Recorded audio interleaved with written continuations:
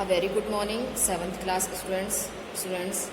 As last year also we had given to you all the videos of chapters and each subject we had given to you in YouTube videos. So this year also we are going to give you each lesson in each subject. Okay. So today we will start Hindi. So first we will study Amodini, 7th class book this is. So we will study 7th class Amodini chapter number 1.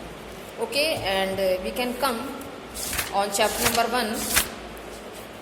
Students, chapter number 1 is हम पंछी उन्मुक्त गगन के. See, this is our chapter number 1.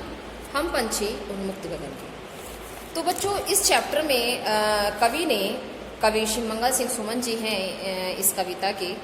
तो उन्होंने स्वतंत्रता के महत्व को बताया है कि हम किसी दूसरे के बंधन में रहकर हम अपनी स्वतंत्रता को बिल्कुल भूल जाते हैं और हम अपने अस्तित्व को भी खो देते हैं. तो यही एक सीख उन्होंने इस पाठ के माध्यम से दी है कि कुछ पक्षियों को मनुष्य जो है वो पिंजरे में बंद कर लेता है और किस तरह से भगवान ने, ईश्वर ने उनको पंख दिए हैं, किस लिए, ताकि वो अपने पंखों से इस खुले आसमान में ऊंची उड़ान भर सके. ये हम मनुष्य इस चीज़ की रचना नहीं कर सकते, ये ईश्वर ने ही पक्षियों को पर दिए हैं ताकि वो उड़ सकें ऊंचे आसमान में अपनी उड़ान भर सकें. लेकिन मनुष्य क्या करता है कि मनुष्य उनको पिंजरे में बंद कर लेता है, पाल लेता है. तो जिससे क्या है बच्चों कि उनको वो अपनी स्वतंत्रता खो देते हैं और मनुष्य के अधीन हो जाते हैं. तो ऐसा ही कुछ उन्होंने इस चैप्टर में बताया है, हम पंछी उन्मुक्त गगन के. तो आइए बच्चों पढ़ते हैं ये चैप्टर. तो देखिए स्टूडेंट्स, ये हमारी यहाँ पोएम स्टार्ट हो रही है. लेसन नंबर 1, हम पंछी उन्मुक्त गगन के, कि हम खुले आसमान में, स्वतंत्र आसमान में उड़ने वाले पक्षी हैं, लेकिन मनुष्य हमको पिंजरे में कैद कर लेता है. तो किस प्रकार से पक्षी अपनी स्वतंत्रता को खो देता है.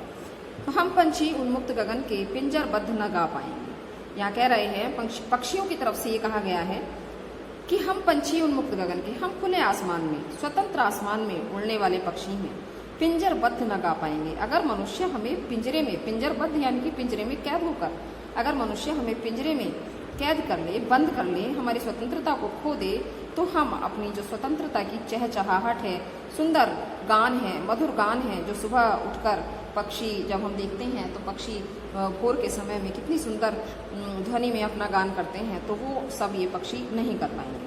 कनक तीलियों से टकराकर पुलकित पंख टूट जाएंगे. तो क्या है, मनुष्य अगर पक्षियों को सोने के पिंजरों में भी बंद कर ले, सोने के पिंजरों में बंद कर ले, तो क्या होगा, कनक तीलियों से टकराकर उनकी सोने की जो श्रृंखला में जंजीरें हैं, उसकी जो पत्तियां होती हैं पिंजरे की, उससे टकरा कर, क्योंकि पक्षी का जो एक अस्तित्व है वो खत्म हो जाएगा और वो उड़ने की कोशिश करेगा उसके अंदर. तो क्या होगा बच्चों कि उन तीलियों से टकरा करके उनके पंख जो हैं पुलकित यानी कि सुंदर सुंदर पंख उनके टूट जाएंगे. हम बहता जल पीने वाले मर जाएंगे भूखे प्यासे. तो क्या कह रहे हैं कवि यहाँ पर कि हम पक्षियों की तरफ से वो कह रहे हैं कि हम तो बहता जल, नदियों का स्वतंत्र बहता हुआ जल पीने वाले हैं, मर जाएंगे भूखे प्यासे. और पिंजरे में बंद रहकर क्या होगा कि हम तो भूखे प्यासे ही मर जाएंगे. क्योंकि व्यक्ति को भी अगर हम कैद करके डाल दें, उसको पिंजरे में, एक कमरे में बंद कर दिया जाए, तो वो क्या होगा बच्चों कि वो परेशान हो जाएगा, विचलित हो जाएगा और अपनी स्वतंत्रता का महत्व खो देगा बिल्कुल. तो इस तरह से ही यहाँ पक्षी भी कह रहे हैं कि हम बहता जल पीने वाले, हम तो स्वतंत्र नदियों का बहता हुआ जल पीने वाले हैं, मर जाएंगे भूखे प्यासे. तो हम तो भूखे प्यासे ही रहकर मर जाएंगे, क्योंकि हमें वो जल, सुंदर ईश्वर की दी हुई स्वतंत्र चीज़ें, वो सुंदर चीज़ें हमें नहीं मिल पाएंगी. कहीं भली है कटुक निबोरी, कनक कटोरी की मैदा से. और यहाँ कह रहे हैं, पक्षी कह रहे हैं क्या कि अगर मनुष्य उन पिंजरों में हमें सोने की कटोरियों में भी भोजन दे रहे हैं, सोने की कटोरियों में भोजन अगर दे रहा है मनुष्य हमें पिंजरे में बंद करके, तो उससे तो अच्छी है क्या, कटुक निबोरी. कटुक निबोरी मीन्स नीम का जो एक फल होता है, बच्चों से निबोली बोलते हैं, कि उससे अच्छी तो नीम की वो कड़वी निबोली है. कम से कम हम उसे खाने के लिए स्वतंत्र तो हैं, स्वतंत्र रहकर हम उसको खा रहे हैं, तो वो उस भोजन से बेहतर है जो हमें पिंजरे में बंद करके सोने की कटोरियों में दिया जा रहा है. स्वर्ण श्रृंखला के बंधन में अपनी गति उड़ान सब भूले, और हम उन पिंजरों में बंद रहकर, स्वर्ण श्रृंखला यानी कि सोने की जंजीरों में के बंधन में रहकर, बंद रहकर, उनमें पिंजरबद्ध होकर अपनी गति उड़ान सब भूले। हम अपनी गति जो ईश्वर ने हमें प्रदान की है, उड़ने की कला हमें दी है, वो हम सब भूल गए। बस सपनों में देख रहे हैं तरों की फुनगी पर के झूले, और उन पिंजरों में बंद होकर क्या कर रहे हैं कि सपनों में केवल हमारे लिए सपना मात्र रह गया है। पक्षी कह रहे हैं ऐसा कि हमारे लिए वो सपना मात्र रह गया है। क्या कि पेड़ों की डालियों पर बैठ बैठकर जो पक्षी स्वतंत्र होकर झूला झूलते हैं, वो तो केवल हम सपनों में ही सोच सकते हैं। वो अब हमारे लिए उसका कोई महत्व नहीं रह गया है। नेक्स्ट लाइन, ऐसे थे अरमान की उड़ते। तो यहाँ कह रहे हैं पक्षी कि हम तो चाहते थे कि हम ऊंचे आसमान में उड़ान भरें, खुले आसमान में नीले नभ की सीमा पाने। कितनी ऊंची उड़ान भरें कि हम उस नीले आकाश की को छू लें, हम उस नीले आकाश को छू लें, इतनी ऊंची उड़ान भरें। लाल किरण सी चोंच खोल चुगते तारक अनार के दाने, और आसमान में लाल लाल दाने, अनार के दाने रूपी जो तारे हैं, वो हम अपनी सुंदर चोंच खोलकर चुग लें, अर्थात उनको अपनी चोंच के अंदर ले लें। होती सीमाहीन क्षितिज से इन पंखों की होड़ा होड़ी। तो क्या होता बच्चों, यहाँ कह रहे हैं कवि कि पक्षी सोच रहा है कि अगर हम आसमान में ऊंचा उड़ते तो क्या होता कि होती सीमाहीन क्षितिज से। क्षितिज बच्चों एक ऐसा स्थान होता है जहाँ पर अगर हम देखते हैं तो अगर दूर खड़े होकर हम देखते हैं तो धरती और आकाश हमें मिलते हुए प्रतीत होते हैं, मिलते हुए दिखाई देते हैं। लेकिन हम जैसे जैसे आगे बढ़ते चले जाते हैं तो बच्चों वो स्थान कोई होता ही नहीं, क्योंकि वो तो एक काल्पनिक स्थान है, क्षितिज है। क्षितिज उसको नाम दिया गया है कि जहाँ पर धरती और आकाश मिलते हुए दिखाई दे, कल्पना की जा रही है यहाँ। तो ऐसा स्थान होता नहीं है जहाँ धरती और आसमान मिलते हैं। तो आगे आगे बढ़ते जाएंगे वो स्थान दूर होता चला जाएगा। तो यही कवि पक्षी यही कह रहे हैं कि होती सीमाहीन क्षितिज से, कि जिसकी कोई सीमा ही नहीं है, असीमित है क्षितिज वो स्थान है। तो इन पंखों से होड़ा होड़ी, तो हम क्या करते, पक्षी जो है वो उधर की तरफ उड़ते चले जाते, लेकिन हम उस सीमा को कभी छू पाते क्या? नहीं। या तो क्षितिज मिलन बन जाता, फिर क्या होता, या तो हम अगर उड़कर जाते उधर तो या तो हमें क्षितिज मिल जाता वो स्थान, या फिर क्या होता, या तंती सांसों की डोरी, या फिर तेज उड़ान भर के हमारी सांसों की जो डोरी है, यानी कि हमारी सांस फूल जाती। जैसे हम तेज भाग कर चलते हैं या तेज चल लेते हैं, ऐसे ही तो हमारी सांस फूल जाती है। वैसे ही पक्षी भी कह रहे हैं कि अगर हम उधर जाते तो हमें या तो क्या होता, वो स्थान मिल जाता, या फिर, और स्थान मिलता तो है नहीं क्योंकि वो स्थान होता ही नहीं, तो या फिर हमारी सांसें फूल जाती। ठीक, अब क्या कह रहे हैं अंत में पक्षी, क्या देखिए पक्षियों की क्या इच्छा है कि नीड़ न दो चाहे टहनी, आश्रय छिन्न भिन्न कर डालो। पक्षी कह रहे हैं कि चाहे हमें हम पक्षियों को नीड़ यानी कि घोंसला, टहनी पर घोंसला मत बनाने दो, चाहे हमें टहनी वृक्ष मत दो घोंसला बनाने के लिए, आश्रय छिन्न भिन्न कर डालो, चाहे भले ही हमारे घोंसलों को तोड़ दो, लेकिन क्या कि लेकिन पंख दिए हैं तो आकुल उड़ान में विघ्न न डालो। लेकिन अगर ईश्वर ने हमें पंख दिए हैं तो हमारी आकुल उड़ान में विघ्न न डालो, लेकिन हमारी जो उड़ान है जिसको हम अपने पंखों के द्वारा भरना चाहते हैं उसमें हमारी विघ्न न डालो, अर्थात उसे हमें पूरा करने दो, हमें अपनी उड़ान को पूरा करने दो, आसमान को छूने दो। जो आसमान, स्वतंत्र आसमान में हमारी उड़ने की अभिलाषा है उसको हमें पूरा करने दो। तो ऐसा ही कुछ इस कविता में कवि ने कहा है। जो पक्षियों की अभिलाषा है वो इस कविता के माध्यम से कवि ने यहाँ प्रस्तुत की है कि पक्षी क्या चाहते हैं, और मनुष्य उसको पाल लेता है, पिंजरों में बंद कर देता है। तो ऐसा करने के लिए शायद पक्षी कभी नहीं चाहेंगे कि हमें पिंजरों में बंद किया जाए, क्योंकि पिंजरे में रहकर वो अपनी स्वतंत्रता का महत्व खो देते हैं, और अपनी जो ईश्वर ने उनको एक सुंदर पंख दिए हैं कि जा खुले आसमान में उड़ान भर, वो शायद उन पंखों की भी जो है वो प्रयोग नहीं हो पाएगा उनका, और वो बेचारे क्या कि दूसरों के बंधन में रहकर अपनी स्वतंत्रता को खो देंगे। तो ये मैंने आपको इसका बच्चों व्याख्या बताई कविता की। तो चलिए अब हम इसके क्वेश्चन आंसर्स करते हैं। तो बच्चों ये देखिए हमारा पहला क्वेश्चन है कि पक्षी का उड़ान के प्रति लगाव बताने वाली पंक्ति लिखिए। तो कौन सी ऐसी पंक्तियां हैं जो हमें ये बता रही हैं कि पक्षियों का उड़ान के प्रति बहुत ही लगाव होता है। तो इसका आंसर हम देखिए यहाँ है, मैं आपको बता रही हूँ, इसका आंसर ये लिखेंगे यहाँ से हम। ये पंक्तियाँ आपकी पोयम में ही है, तो आप पोयम में से देखकर लिख सकते हैं कि नीड़ न दो चाहे टहनी का, आश्रय छिन्न भिन्न कर डालो, लेकिन पंख दिए हैं तो आकुल उड़ान में विघ्न न डालो। ये फर्स्ट क्वेश्चन का हमारा आंसर है बच्चों। आप इसे देख सकते हैं, अपनी कॉपी में लिखेंगे। क्वेश्चन आंसर आपको कॉपी में लिखने हैं बच्चों, और शब्दार्थ आप कॉपी में नहीं लिखेंगे, शब्दार्थ आप बुक में से ही याद कर सकते हैं। तो ये हमारा क्वेश्चन नंबर 1 था, इसका ये हमारा आंसर हो गया। सेकंड क्वेश्चन है हमारा कि पक्षी स्वतंत्र होकर क्या क्या करना चाहते हैं। ठीक है, पक्षी स्वतंत्र होकर क्या क्या करना चाहते हैं।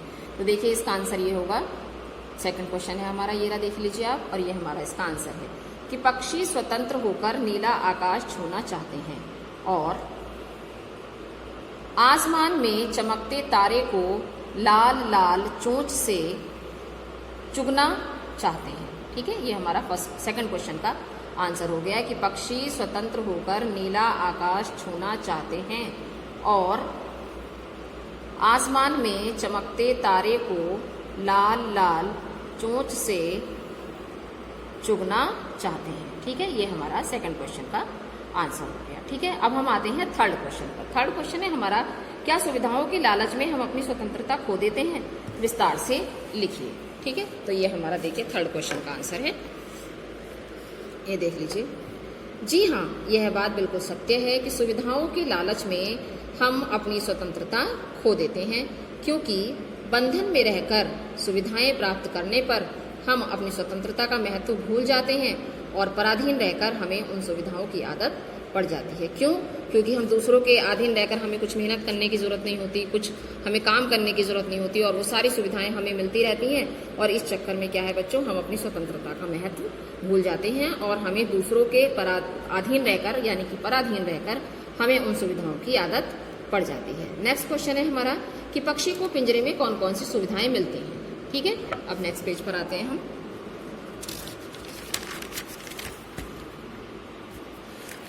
ये देखिए, ये इसका आंसर है कि पिंजरे में रहकर पक्षी को सोने की कटोरी में खाना और पानी आदि सुविधाएं दी जाती हैं। क्या होगा इसका आंसर कि पिंजरे में रहकर पक्षी को सोने की कटोरी में खाना और पानी आदि सुविधाएं दी जाती हैं। तो ये हमारा फोर्थ क्वेश्चन का आंसर हो गया।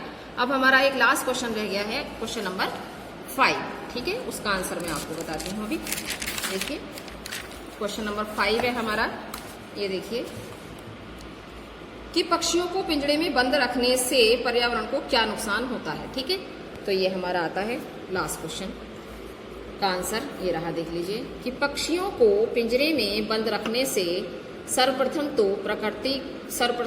प्रकृति का सौंदर्य नष्ट हो जाएगा और दूसरे वातावरण में कीट पतंगों से नियंत्रण समाप्त हो जाएगा। ये हमारे 5th क्वेश्चन का आंसर हो गया। ठीक है बच्चों, तो ये हमारी इस चैप्टर के क्वेश्चन आंसर्स कंप्लीट हो गए हैं। यहाँ 5 क्वेश्चन हैं, इसमें 5 आंसर्स मैंने आपको बता दिए हैं। ठीक है, अब हम आते हैं इसकी एक्सरसाइज पर। ये देखिए बच्चों, ये पहली एक्सरसाइज है हमारी कि कविता की पंक्तियां पूरी कीजिए। तो इसमें क्या करना है आपको, नीड न दो, ये फिलअप है, तो यहाँ पर आपको फिल करना स्पेस दिया गया है। ये आपकी पोयम में से ही देखकर आप ये पंक्तियां पूरी कर सकते हैं। कविता से ही देखकर आप पीछे से कविता में से देखिए और ये पंक्तियां आप पूरी कर सकते हैं। ये आपका होमवर्क है, आप खुद से कर सकते हैं इजीली। ठीक है, कविता की ही पंक्तियां यहाँ पर फिल करनी है। नेक्स्ट पेज पर आते हैं, पेज नंबर 13 पर। ये देखिए, ये है यहाँ सही उत्तर पर सही का चिन्ह लगाइए। तो इसमें क्या है बच्चों, ऑप्शन दिए गए हैं, आपको करेक्ट ऑप्शन पर इसका आंसर टिक करना है। पंछी का अरमान क्या था? पृथ्वी की सीमा क्या पाना था? पृथ्वी की सीमा पाना था, या बादल की सीमा पाना था, या नभ की सीमा पाना था? तो इसका करेक्ट ऑप्शन होगा नभ की सीमा। ठीक है, नेक्स्ट क्वेश्चन है हमारा, कविता में अनार के दाने किसे कहा गया है? मोती को, तारे को, या जुगनू को? किसे कहा गया है बच्चों? तारों को कहा गया है। ठीक है, इसमें तारा जो है हमारा वो करेक्ट ऑप्शन हो जाएगा। ठीक, अब हमारा नेक्स्ट आता है, उड़ान का विघ्न क्या है? यानी कि उड़ान में जो विघ्न होता है वो किसका होता है? सोने का पिंजरा है, या मानव है, या सुविधाएं हैं? तो किस चीज में रहकर वो अपनी उड़ान नहीं भर पाते? पिंजरे में रहकर। तो सोने का पिंजरा जो है वो उड़ान का विघ्न माना जाता है। पक्षी के पंख किससे टकराकर टूट जाते हैं? स्वर्ण श्रृंखला से, कनक तीलियों से, या कनक कटोरी से? तो इसका करेक्ट ऑप्शन होगा कनक तीलियों से। ठीक है, नेक्स्ट है, पिंजरबद्ध कौन है? पिंजरबद्ध यानी कि पिंजरों में कैद, पिंजरों में बंद कौन है? पंछी हैं, बच्चे हैं, या मानव है? तो तो इसका करेक्ट ऑप्शन है पंछी पिंजरबद्ध है। ठीक है, ये हमारा इसका करेक्ट ऑप्शन हो गया। अब हमारा आता है भाषा बोध। इस कविता का भावार्थ अपने शब्दों में लिखिए। ये भी आपका होमवर्क है, क्योंकि बच्चों ये जो है मैंने आपको सारी कविता का अर्थ अच्छे से आपको समझा दिया है, तो ये आप स्वयं लिखेंगे अपनी कॉपी में। निम्नलिखित शब्दों के समानार्थक शब्द लिखिए। पहला शब्द है हमारा नीड़, इसका समानार्थी शब्द होगा घोंसला। दूसरा है आश्रय, इसका समानार्थी शब्द होगा सहारा।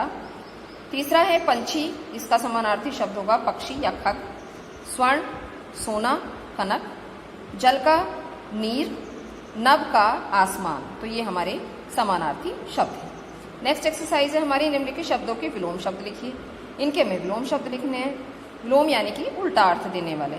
उन्मुक्त स्वतंत्र, मिलन विरह, कटुक मीठा, बंधन मुक्त, ये हमारे 4 वर्ड्स थे, इनके हमें विलोम शब्द लिखने हैं। ठीक है, नेक्स्ट आता है निम्नलिखित शब्दों को वाक्यों में प्रयोग कीजिए।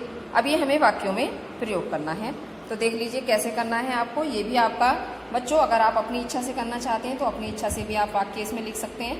ऐसा जरूरी नहीं है कि आपको जो मैंने वाक्य दिए हैं वही आप लिखेंगे, बस वो सही अर्थ होना चाहिए उनका। ऐसा नहीं है कि मेरे ही दिए हुए आप लिखें। श्रृंखला, स्वर्ण श्रृंखला में पक्षी अपनी स्वतंत्रता भूल जाता है। दूसरा आता है बंधन, पिंजरे के बंधन में पक्षी अपनी उड़ान भूल गए हैं। तरु, तरु की शाखाओं पर पक्षी झूला झूलते हैं। निबोरी, निबोरी का फल कड़वा होता है। तो ये हमारी एक्सरसाइज 13 पेज की यहाँ पर खत्म होती हैं। अब आते हैं पेज नंबर 14 पर। ये देखिए क्या करना है, दुर्लभ व दुर्लभ प्राय पक्षियों के चित्रों का संग्रह कीजिए। मतलब कुछ ऐसे पक्षियों के पिक्चर्स आपको यहाँ पेस्ट करनी है जो बहुत दुर्लभ हो गई हैं, जिनका अब प्रजातियाँ जो हैं वो नष्ट होती जा रही हैं, बहुत मुश्किल से दिखाई देती हैं। तो ऐसे पशु पक्षियों का यहाँ पर आपको पिक्चर जो है वो पेस्ट करनी है। ठीक है, पक्षियों की। अब आता है मौखिक। तो ये देख लीजिए आप कि इसमें क्या करना है आपको। इसमें कुछ नहीं करना है, प्रोनाउंसिएशन केवल आपको करना है कि शुद्ध उच्चारण कीजिए, बाकी आपको यहाँ कुछ नहीं लिखना है। आगे आइए कि सोचकर प्रश्नों के उत्तर बताइए। ये मौखिक प्रश्न है बच्चों कि प्रस्तुत कविता किस कवि के द्वारा रचित है? शिवमंगल सिंह सुमन के। पक्षी किसके बंधन में अपनी गति व उड़ान भूल गया है? स्वर्ण श्रृंखला के बंधन में। पक्षी को पिंजरे में खाने के लिए क्या मिलता था? तो सोने की कटोरियों में खाना मिलता था। पक्षी को जंगल में खाने के लिए क्या मिलता था?